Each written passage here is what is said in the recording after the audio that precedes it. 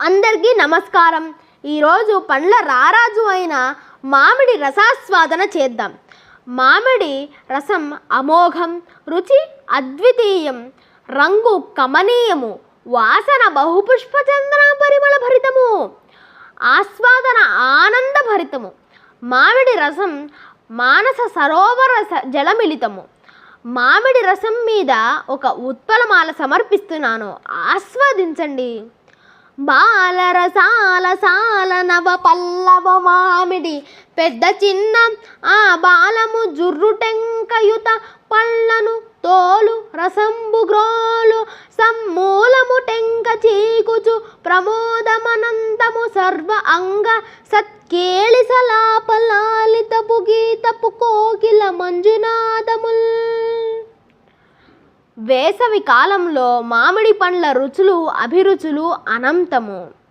మామిడి పళ్ళల్లో కొన్ని వందల రకములుండగా ముఖ్యముగా పెద్ద రసములు, చిన్న రసములు, చెరుకు రసాలు, జలాలు, బంగినపల్లి, జహంగీరు, ఇమాం పసందు అత్యంత ప్రాధాన్యత చెందినవి. మామిడి రసము అద్భుతము. మామిడి రసపు రంగు కమనీయము.